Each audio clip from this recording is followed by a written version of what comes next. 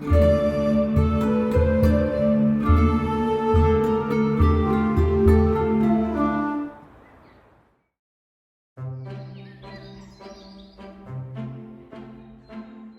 continued on my journey to Fairy Glen to greet more of my Hawthorn friends.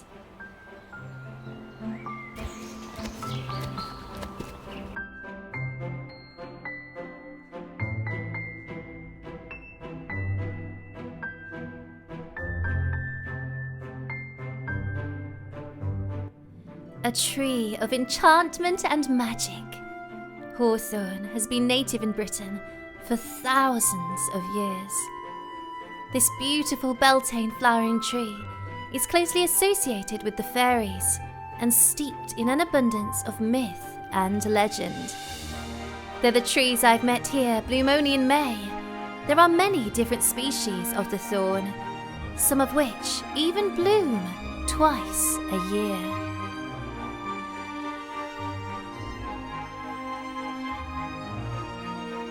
May, queen of blossoms and fulfilling flowers, what pretty music shall we charm the hours?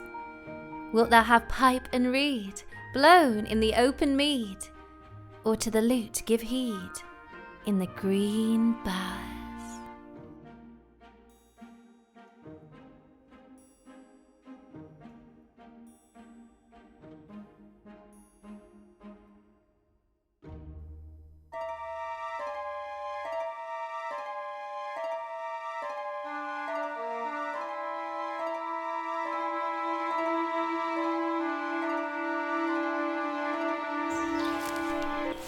I finally arrived at the Fairy Glen,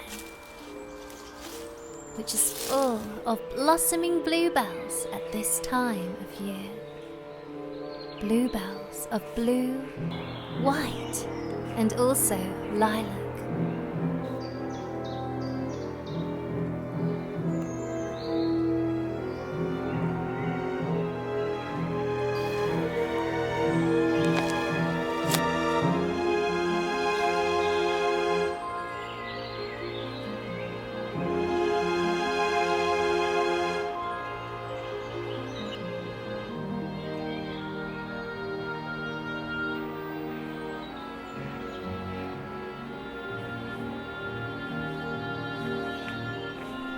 And around the centre of the glen lies another Queen of the May.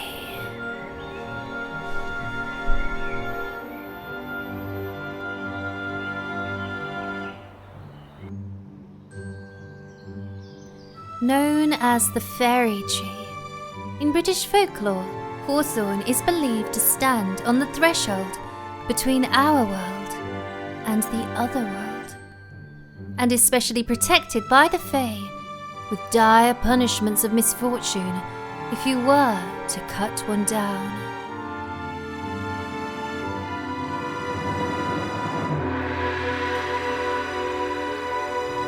The fear of this terrible retribution is the reason behind why the United Kingdom has many a solitary hawthorn in a random open field. These will often be known locally as the Fairy Thorn.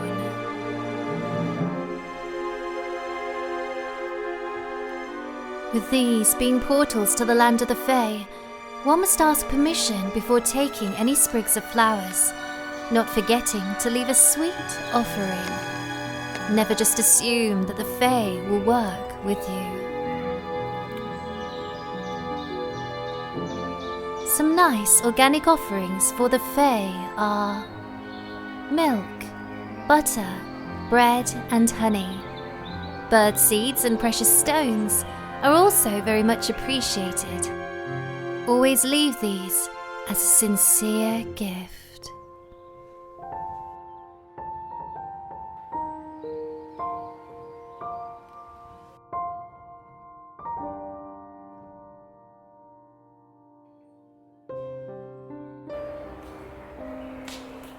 There are countless tales of misfortune, of one who cut down a tree without the permission of the Fae.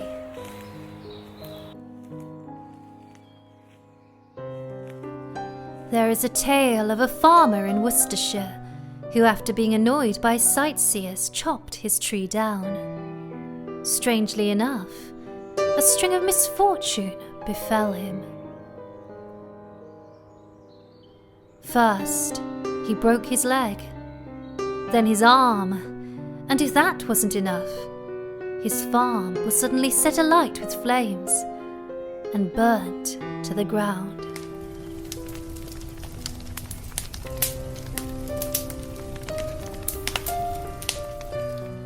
In 1977, a man in County Meath felled a hawthorn without any prayers to the fairy folk. He ended up piercing his hand with a thorn and died of septicemia.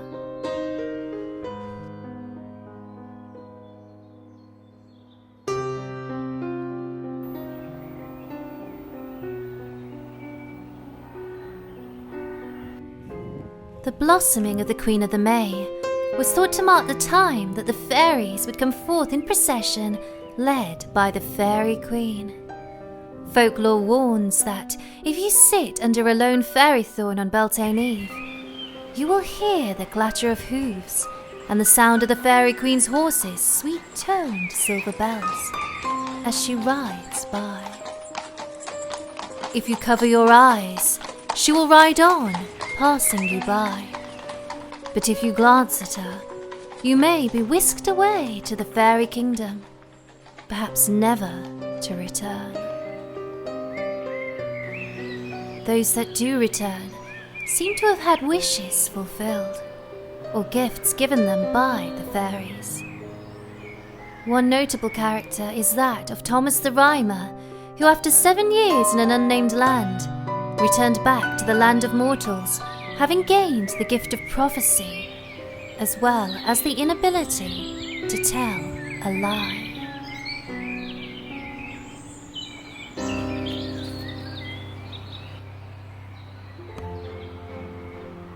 The most magical of groves was thought to be one where an oak, ash and hawthorn grew together. This was taken as a sign of fairy activity in the area and formed what is called the Fairy Triad. These trees are especially sacred to the Fae, and such ancient groves can still be found throughout Celtic countries where druids cultivated clusters of the oak, ash and thorn. Binding together twigs from the sacred Fairy Triad can act as protection from the fairy folk. However, this binding needs to be concealed and carried with you. Leaving it loose on show will only attract them. These are traditionally to be bound with white, red and black threads, the colours of the triple goddess. The hawthorn was also perhaps used by Queen Guinevere of the Arthurian legends as protection against fairies when she collected sprigs on Beltane. Another Beltane custom is the hawthorn as a Cloutie Tree or wishing tree, where people would tie pieces of cloth to the branches of a thorn and make a wish. If one wishes to partake in such an activity, one must please remember to use biodegradable materials so as not to harm the environment. After tying your wishes, organic offerings to the Fae can be left besides the tree.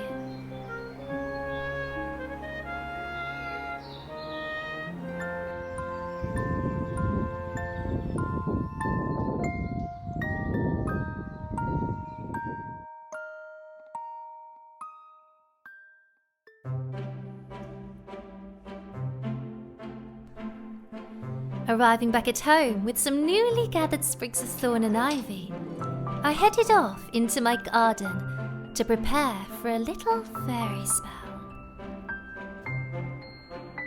The sun was shining and the hawthorn glistened in my basket like little stars reflected on an ocean surface.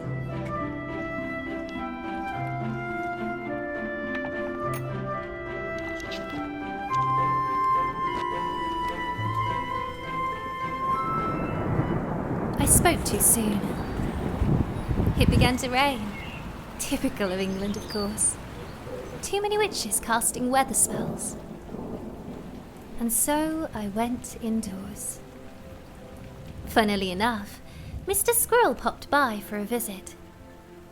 Poking his head through the wisteria, he ate a couple of apple blossoms which are just newly turned into the tiniest of apples. He doesn't often visit in rainy weather, but it would seem he was peckish enough to check for treaties, which I often leave above the lantern. None today, I'm afraid, but please do visit again soon, though, my dear friend. And off he scurried home to his sweet nest. The rain got heavier, and so I decided I'd do a little indoor craft.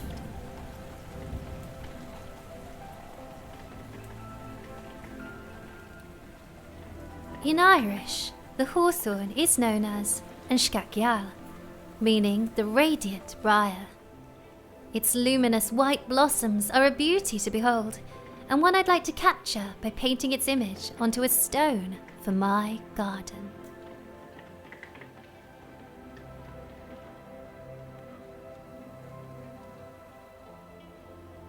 The hawthorn appears in so many guises throughout our history and literature. The Irish proverb, "Cast near clout till May is out," doesn't actually mean we can put our winter clothing away at the end of May, as many have thought, but rather refers to a change of clothing when the hawthorn mayflowers blossom. When summer arrives, a phrase my mother always sings out is, "The darling buds of May." With a new spring in her step, bounding towards the charm of the Maytime season blossoming all around, she inhales their sweet fragrance. The darling buds of May most probably refers not exactly to the month of May though, but to our May tree, the beautiful white buds of the thorn, making this saying feel even more poetic and alive within my being. Perhaps I too shall begin singing the darling buds of May. Something I love about the white blossoms of this fairy tree are the reddish-pink anthers that some of them have. They are a stunning display of purity and fertility, inspiring us to spring forth in our creative endeavours, birthing what we truly will within us.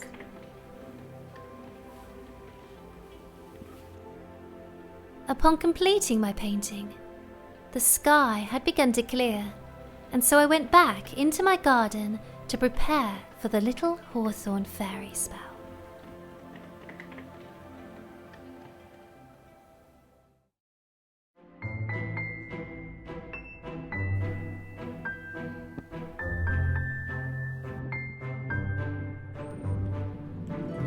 At this time of Beltane, when the veil is at its thinnest, and the fairies are round about, often causing much mayhem, I was to weave a crown of hawthorn to leave as an offering to the Fae. This is a custom that was often done in my hometown back in Wales. A ring of thorn will help keep the mischievous ones away and attract those benevolent beings whom I hope shall bestow their blessings upon me.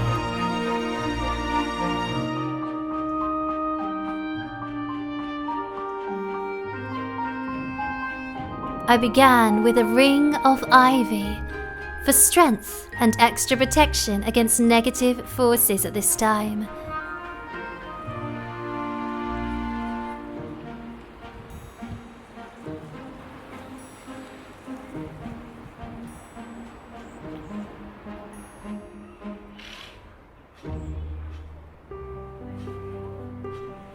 Then wove on sprigs cut from a very special species of hawthorn, the double crimson flowering fairy tree.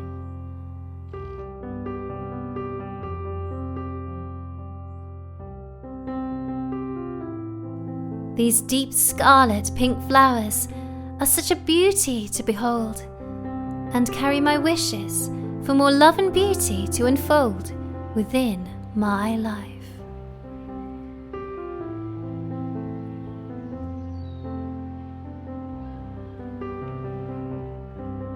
Next, I added sprigs of the white thorn for growth, purification, and protection.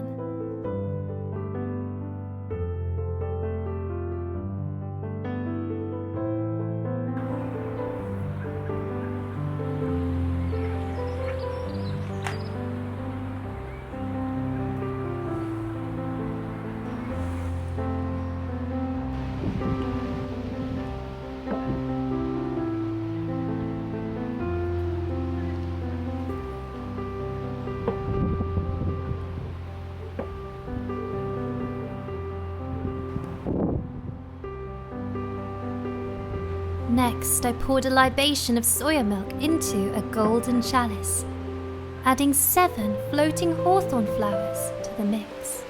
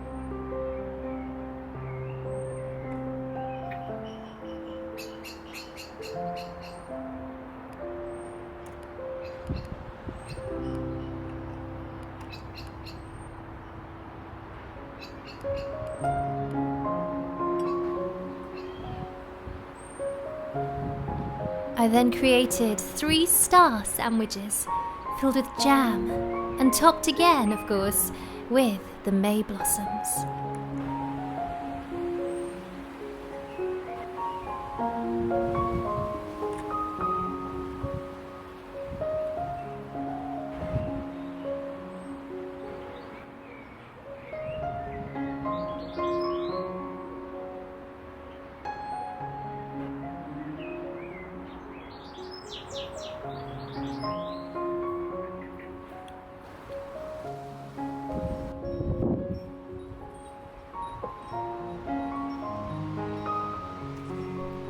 With all this prepared, it was time for a change of clothing.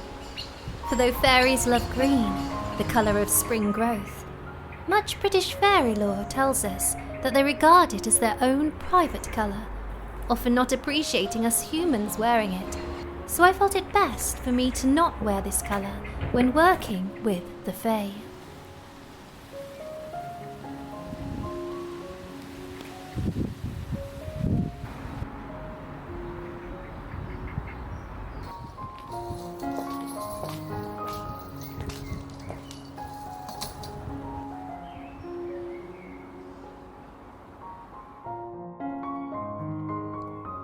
With circle cast, my heart and mind focused in the here and now, my being full of pure intention, I began the spell.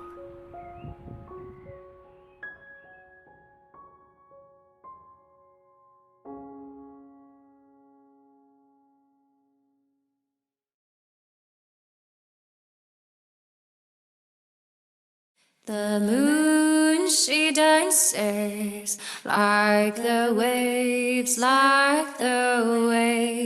on the shore, making circles like the waves on the shore.